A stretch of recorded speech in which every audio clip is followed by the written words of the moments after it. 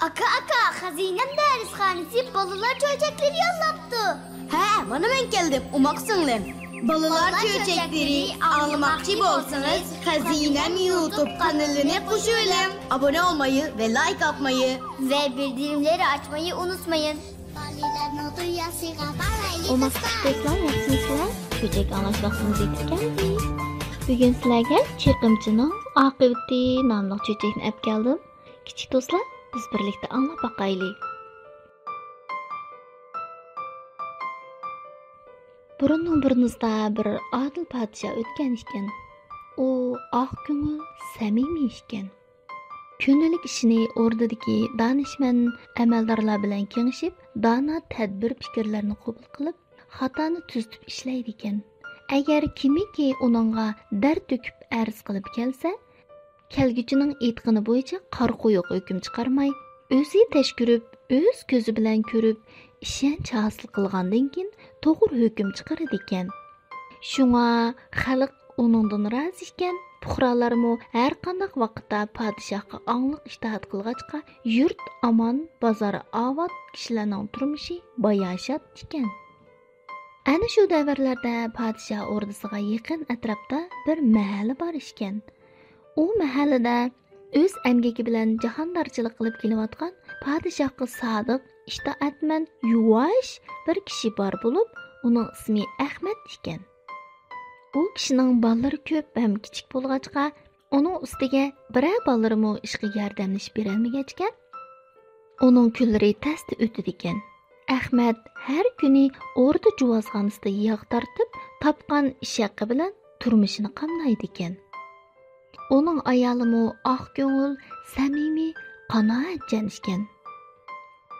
Ahmad o'rdaga ish qilmaguncha biror narsaga xiyonat qilmaslikka da'vat qilib turdi ekan. Podshoh o'rdasida bir hunarning beshini tutmagan, biror ishni qo'l solib ishlashga chidamaydigan, cho'ng ishlar qo'ldan kelmaydigan, yugurgitim ishlarni qilib jon boqadigan, ishchi yomon, hasadxo'r Harun ismli bir kishi bor ekan. U kishilarning xotirjam turmushiga doim hasad qilib, kishilarni putlasam deb kishilarning ishidan yo'chiq izlab yuradi ekan.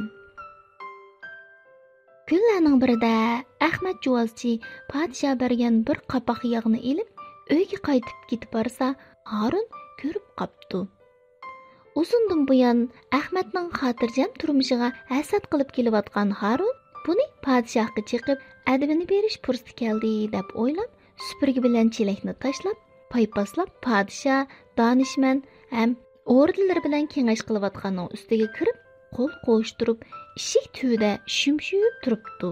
Donishmandlar tarqab, podshoh ular qo'ygan fikrlar ustida o'ylanayotganda, podshohning qalamdori Harunning so'zlashiga ijozat beribdi. Harun podshohga egilib ta'zim qilgandan keyin birni 10 teriqni tavuz qilib ko'rsatibdi. Podshoy olim, deydisam tilim kuydi, demeydisam sizlarga sadoqatmanligimdan dilim kuydi. Men tunigun kechqurun xinimning topshiriqi bilan bozorga chiqqan edim. Narsa keraklarimni ilib bo'lib qaytib kelayotganimda o'rda juvozchi Ahmad uchrab qoldi. U o'rda yig'idan bir idish yog' ilib tasdikni ko'tarib ketayotgan ekan. U bir idish yog'ni Ahmad ko'tarib Udul Sharqi bozoridagi Mahmud yog'chining dukkaniga kirib ketdi. Podshoyim, o'rdaning narsalari mo'shundoq o'g'irlik qandoq bo'ladi? Men buningga chidamay podshoyimning oldiga kirdim deb yolg'on arz qildi. Podshoh bir oz jim o'ltirgandan keyin Harundan: "Sen Ahmadning bir idish yog'ni ilib manganligini zodi qachon ko'rding?" deb so'rabdi. Podshoyim, men uni tunigun kechda ko'rdim deb javob beribdi Harun. Podshoh Harunning javobini anglab, uning yolg'on so'zlab chaqimchilik qilib, orga ixtilof solmoqchi bo'layotganligini tushunib yetibdi. Chunki podshoh Ahmadning bolalari kichik, turmushi nachar bo'lsa-mu, xiyonat qilmay, jon dil bilan xizmat qilayotganligidan rozi bo'lib, uningga ish haqidan sirib, har kuni bir qapoq yog' berib, setib xarajat qilishni aytgan ekan. Harun podshohning jimib qolganligini ko'rib, Padişahım, Ahmetning tehi ishi bul emas. O'zlariga tortilgan yog'ni yolg'on ma'lum qilib qolganini uyga ilib ketadi. deb azvaylab ketibdi. Padişah Harunning arzini anglab bo'lib, Amsa biz ata Juvozxonga berib, Ahmetning yog' tortish ahvolini ko'rib baqayli. debdi. Padişah bilan Harun o'ttirsidagi gap so'zni padişahning oq ko'ngil, ojiz puhralarga yestashlik qilib, yar yo'lakda bo'ladigan qalamdori juvozchiga yetkazib qo'yibdi. Atsi padişah Harun bilan juvozchining ishini kelishtirgili beribdi. Juvozxonning ichi qorong'u bo'lib, kirgan odam darhol bir narsani aniq farq etolmaydi ekan. Xilidan keyin asta yurib bir narsani farq etgili bo'ladi ekan. Ahmet Juvozxonning mushundoq qorong'uligidan foydalanib, Harunni mat qilish uchun shu kuni juvozga qo'shadigan kalini qari kalga almashtirib qo'yibdi. Padişah bilan Harun Ahmet bilan tang juvozxonning ichiga kirib, uning kundalik yog' tortadigan kunjitini tashkirib o'tkazib beribdi. Ahmet ishni boshlab, kala har bir aylanib yetib kelganda bir siqim kunjitni kalaning dumbisiga surkib yetibdi. Padişah bilan Harun bu ahvolni sezmabdi. Kash kirib, ish tugab, yog'ni changlasa, boshqa kunlardagidan kam chiqibdi. Shuning bilan padişah Harunning chiqimchilik qilganligiga jazm qilibdi-da, shu o'rinning o'zida Sen ata jangalga berib, bir tag'ar quruq temir tikan terib kelgin. O'l bo'lib qolsa bo'lmaydi, debdi. Harun padişah ortiqchiligimni, sadoqatmanligimni bildi deb xush bo'lib, atining tayyorligini qilishga kirishib ketibdi. Harun atisi padişahning amri bo'yicha bir tag'ar quruq temir tikan terib kelibdi. Bu chaqda padişah butun yurt xalqi jazo maydoniga yig'ilsin deb farmon qilibdi. Jakarchi padişahning farmonini ko'chma-ko'cha yurib xalqqa yetkazibdi. Xaloyiq jazo maydoniga yig'ilib, kimning jazoga tortilganligini bilisholmay turibdi. Padişah jazo maydoniga yetib kelib, xalqning salomini qabul qilibdi. Harun bu chaqda padişah cho'qim Ahmetni jazolab, xiyonatchilarning oqibatining qandoq bo'lganligini xalqqa ko'rsatib, ibrat oldirdigan bo'ldi. deb xush bo'lib turibdi. Padişah jazo maydoniga taxtay yotqizishni buyuribdi. Taxtay yotqizilib bo'lgandan keyin Harunga ilib kelgan temir tikanni taxtay ustiga tekshi yetishni buyuribdi. Harun bir tag'ar temir tikanni taxtay ustiga tekshi yetib bo'lib, padişahning yoniga kelib turibdi. Bu chaqda padişah Harundan chiqimchini qandoq jazolash kerak Harun, sen deb baqa deb so'rabdi. Sultanim, jazolash uchun qilinayotgan bu tayyorliklar men sizga xiyonatchini cho'qim mushu temir tikan ustida do'miltish kerak deb tikan yetilgan taxtayni ko'rsatibdi. Undoq bo'lsa sen amringni bajo keltir. Chunki sen chiqimchilik qilib, yaxshi oq ko'ngil kishilarni ko'ydirmoqchi bo'lding, debdi padişah. Harun nima qilarini bilmay mangdab turib qolibdi. Padişah bu chaqda jamoatga: "Ey puhralarim, bir-biringlarga dushman bo'lmanglar. Bir-biringlarga dushman bo'lsanglar, oqibatingning qandoq bo'lganligini hozirli ko'rsizlar" deb nima ahvol ishkanligini tushuntiribdi. Butun xaloyiq padişahning tadbiriga, hukmiga roziligini, minnatdorligini bildiribdi. Padişah yasovilarga qarab, "Mana bo'yin to'lg'ab turgan Harunni o'z amri bo'yicha kiyimlarini soldirib, temir tikan ustida do'miltinglar" deb buyuribdi. Yasovilar uning yalvirib sarılanishiga parvo qilmay, kiyim-kechaklarini soldirib, temir tikan yetilgan taxtay ustida do'miltishga boshlabdi. Harunning "Mening bir qo'shqinimni ketsinlar, sadoqatmanligimni bilsinlar" degan nar faryodiga pisand qilmabdi. Shuning bilan uzoq o'tmay uning ovozi o'chibdi. Taxtay usti qon bilan bo'yilibdi. Buni ko'rgan xaloyiq uning oqibatining qandoq bo'lganligidan ibrat olib, bir-biri bilan dushmanlashmaslik uchun qasam qilishibdi. Shuningdan keyin undaq ishlar ikkinchi sodir bo'lmabdi. Oradan uzun o'tmay, podshoh Ahmadning ishchan bo'lsa-mu, lekin balları ko'p bo'lganlikdan o'z kasbi bilan turmushini yaxshilab ketolmayotganligini ko'zda tutib, Ahmad, sen menga samimiyatlik bilan xizmat qilding. Sening ballaring ko'p, turmushingni yaxshilashing uchun men sana yer bo'lib beray.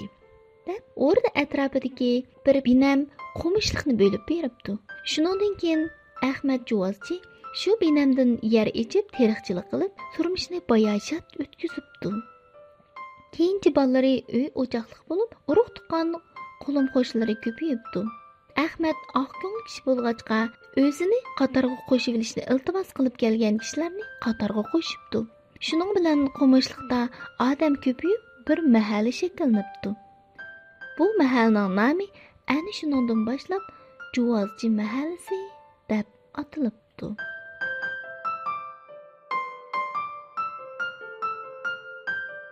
Kichik do'stlar, bu cho'chak bizga nima deydi? Oq ko'ngil kishining kuni hamon yaxshi bo'ladi ekan, shundaqku. Lekin boshqalarga doim urg'ulab, boshqalarga xafalık terib beradigan chekimchi kishilarning oqibati intayin xatarli bo'ladi ekan. Kichik do'stlar, men ishonaman, sizlar to'liq oq ko'ngil ham boshqalarga yaxshilik qilishni yaxshi ko'radigan chechanlar, shundaqku. Bugungi ibratli cho'chkimiz mishan oxirlashdi. Atki mush vaqt ko'rishaylik. Xayr xo'sh.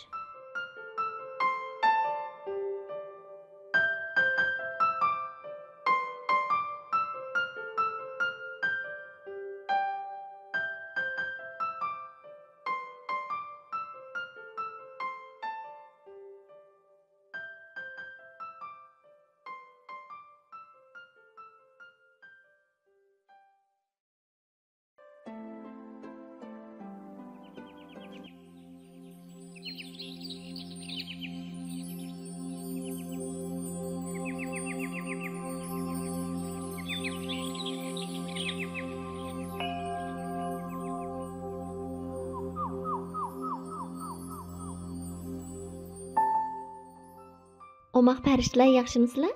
Cho'chaklarimiz yana davomli sizlarning huzuringlarda bo'ladi omoqlar.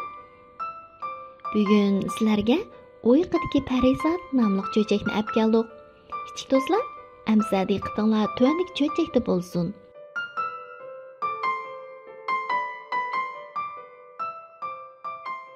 Burungi zamonda bir podshoh bilan xonish o'tgan ekan. Ularning birmi farzandi yo'q ekan. Podshoh nurg'un amallarni qilibdi. Oxir xonish rostla bir qiz farzand tug'ibdi. Podshoh intayin xushal bo'lib, shu davlatdagi 7 farizodni malikini cho'qindirishga taklif qilibdi.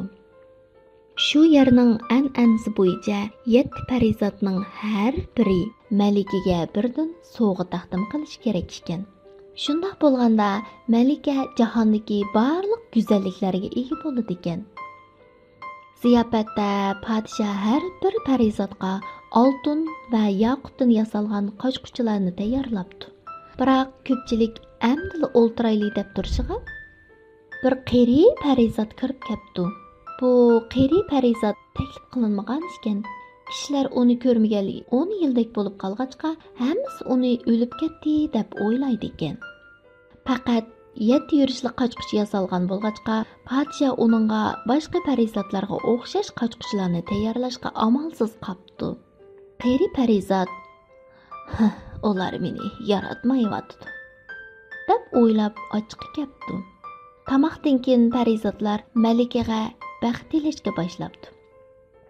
6 farizod malikaga barcha go'zal narsalarni sovg'a qilib, uning aqlli, livan, go'zal qiz bo'lishini tilabdi. Navbat qeri farizodga kelganda, u ochiqi bilan malikaning qo'lini o'rchiq teshib etib o'lib ketadiganligini aytibdi. Bu chaqda 7-farizod, ya'ni eng yosh farizod yuqori ovoz bilan: "Ko'pchilik ansirmanglar. Men texi baxt tilmadim. Men baxt tilasam malika o'lmaydi. Faqat qo'lini o'rchiq teshib etgandan keyin 100 yil uyquda yotadi. 100 yildan keyin bir shahzoda uni uyg'otadi. Shuning bilan u yanada baxtli turmush kechira oladi, debdi. Padişah qeri Parisatning gapining rostga aylanishining oldini olish uchun butun mamlakatda o'rchiq bilan yeb egirishni cheklabdi. Shunda qilib Malika omon eson 15-16 yoshga kiribdi. Bir kuni Malika bir qadimiy qal'aga kirib, bir mo'mayning o'rchiq bilan yeb egirayotganligini ko'ribdi. Aslida bu mo'mayning qal'adan chiqib boqmaganligiga uzun yillar bo'lgan bo'lib, padishahning cheklash farmonini anglamagan ekan. Malika qiziqib o'rchiqni qo'liga elishi bilanla o'rchiq qo'lini yaralandirib, shu an hushidan ketibdi. Mo'may qo'rqib ketib, darhol odam chaqirtibdi. Kishilar Malikani o'rniga olib qo'yibdi. Padishah uyquda yotgan qiziga qarab, Parisatning gapini esiga elib, qizini yiliq qal'adagi eng yaxshi uyga olib, rohat bir karvatga yotqizib qo'yishga buyuribdi. Padişah qizining tinch uxlash uchun har qanday odamning toki u uyg'ongacha uningga daxl qilmasligini topilibdi. 100 yil o'tib ketibdi. Malika davomli uxlayveribdi. U yanala ilgirgidek go'zal, latofatli turibdi. Bir kuni qo'shni elning kelishgan bir shahzodasi qal'a atrofiga o'g'lab kelib, qal'ani ko'rib qopdi-da, bir dehqondan bu yerning qandoq yer ekanligini so'rabdi. Dehqon uningga mundaq deb javob beribdi. Bu nurg'un yillar ilgari buvamdan anglashimcha bu yerda bir go'zal malika bor bo'lgan ekan. U 100 yil uxlamış, keyin bir shahzoda kelib uni uyg'otarmish. U ashu shahzodani saqlab etibdi, debdi. Shahzoda bu gapni anglab, o'zi berib ko'rib boqmoqchi bo'ldi. U qal'aga kirib, Malikaning go'zal ruxsarini ko'rib, uningga oshiq bo'lib qopti. Shahzoda karvatning yoniga kelishiga Malika uyg'onibdi. Keyin ular to'y qilib, baxtli turmush kechiribdi.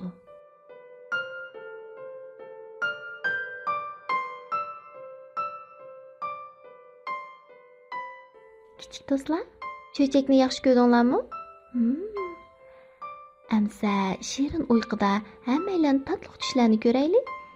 Atki mush vaqt ko'rishaylik. Xayr xush.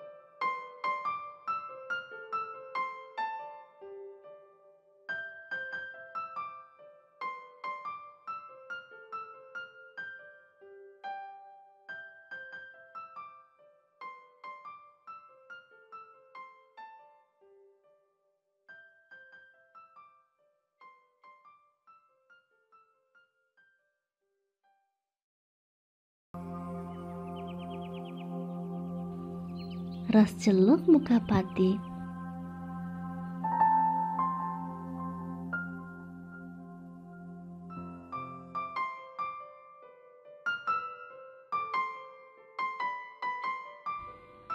Mahliya 1-sinfning o'quvchisi edi.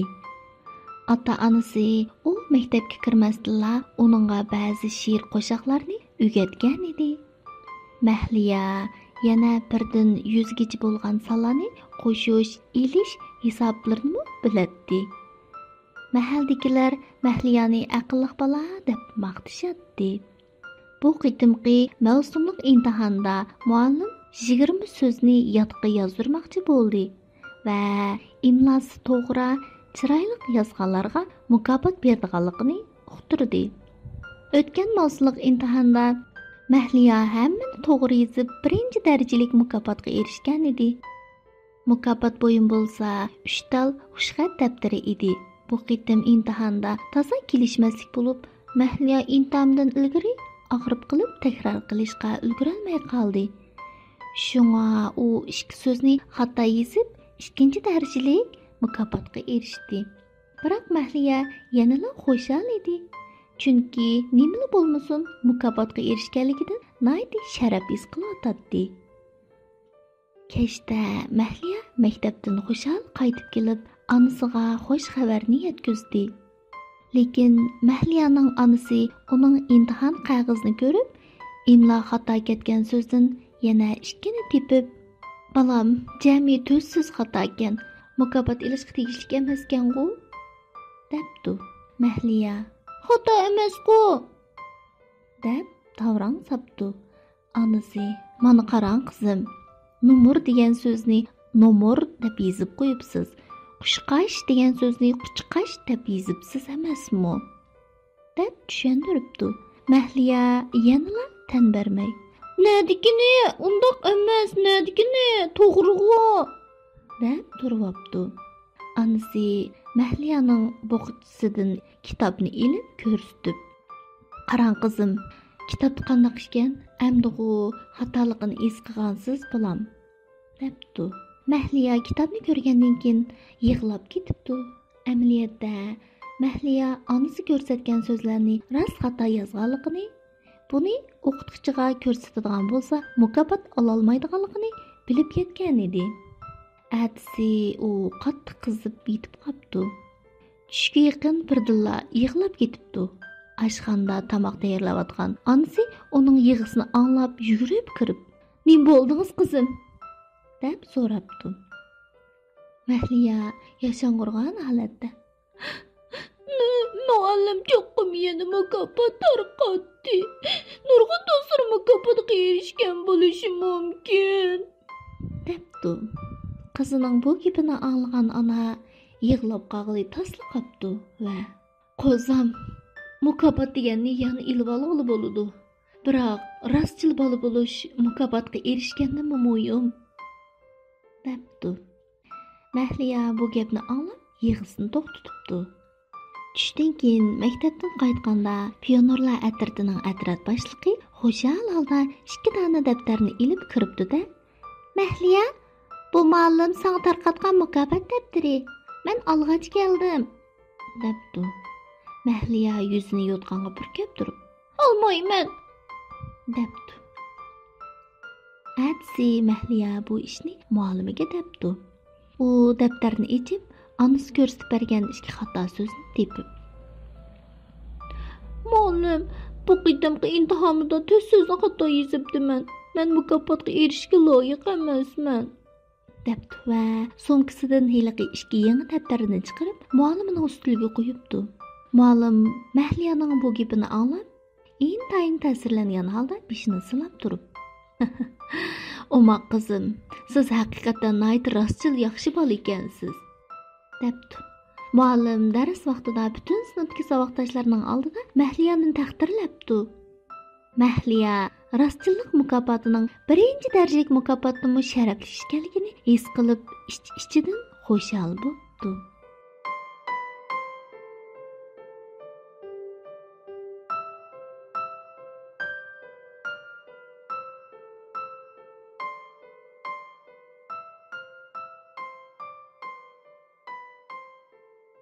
Omaq kichik do'stlar, bugungi bu cho'chak bizga nimani uyutib qo'ydi?